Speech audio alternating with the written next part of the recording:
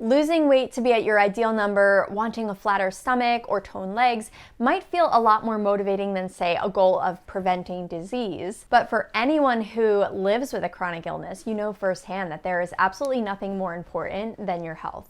And ultimately, preventing disease is one of the most beneficial ways you can devote your time. Because if you're not spending your time addressing those first signs of illness, then eventually you'll spend your time treating the aftermath of symptoms that have gotten to the point where they just can't be ignored anymore.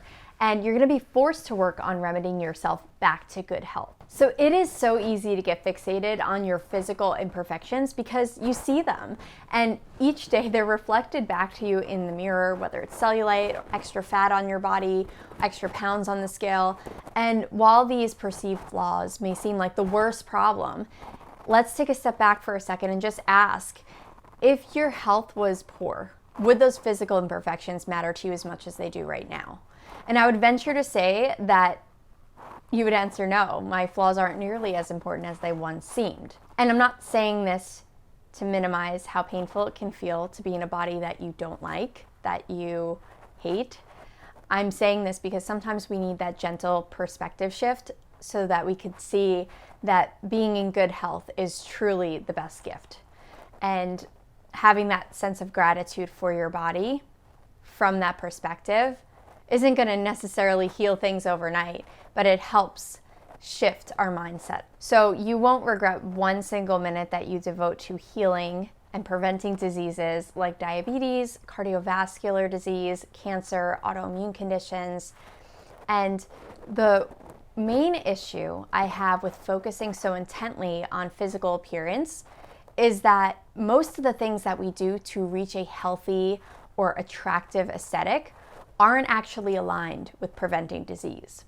So habits like cutting out whole food groups, restricting your food intake by eating less or skipping meals, or over-exercising, they might get you to look in this narrow lens of what we think healthy should look like, but they aren't the best practices for preventing poor health outcomes and disease. So if you're not sure what nourishing practices have the ability to prevent disease, I'm going to share with you 3 fundamental nourishing practices for optimal nutrition. Nourishing practice number 1, having balanced eating habits.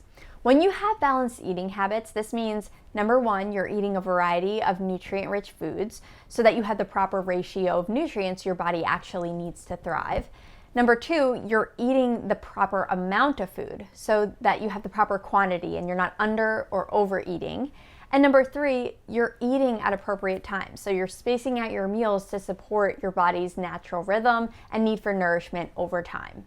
So when you're able to eat enough food to feel satisfied, a variety of foods, and frequently enough to fuel your body and meet your nutrition needs, this is balance. So a note on balance is, say, you're trying to lower your cholesterol.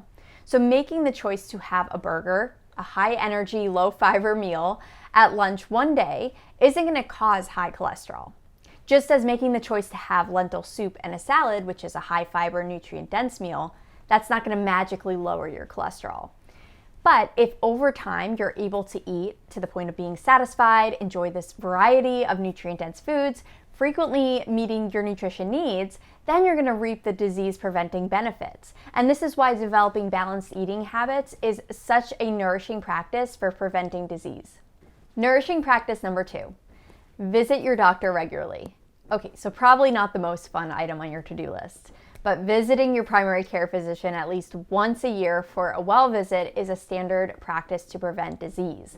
And this gives your doctor the opportunity to identify anything that seems abnormal or a biomarker that may be out of range so that you're able to address the concern. So whether you feel like you don't have enough time to go for a doctor's visit, or you have fears about what they'll find, or maybe you're reluctant to visit because you don't want to hear their recommendations that frequently sound like you need to lose weight, or you need to eat less, or you should start exercising more. While I understand your hesitation, going through this routine physical exam and blood work helps with early detection and keeping tabs on what's going on inside your body.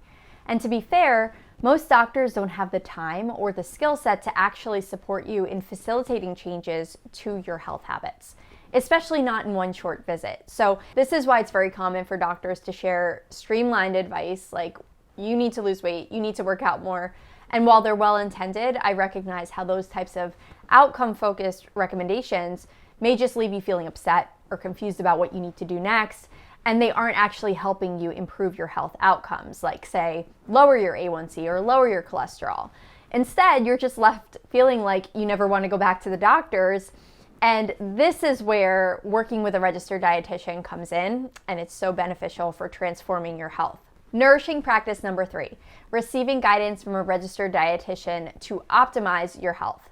So when you work with a registered dietitian nutritionist, we're going to focus on using that data in a practical way by actually working on developing day-to-day health habits that are going to inch you towards improving your health and improving those out-of-range biomarkers and making progress on your nutrition and on your health over time. We're going to consider your unique lifestyle, your health goals, and we're going to develop a personalized long-term plan for you so that you can keep your body healthy and strong. For this week's Mindful Self-Reflection, let's contemplate the question, what nourishing health practice will you focus on this week? Leave your response in the comments below, and if you found this video helpful, please give it a thumbs up and subscribe for more videos just like this one. I will see you next time. Take care.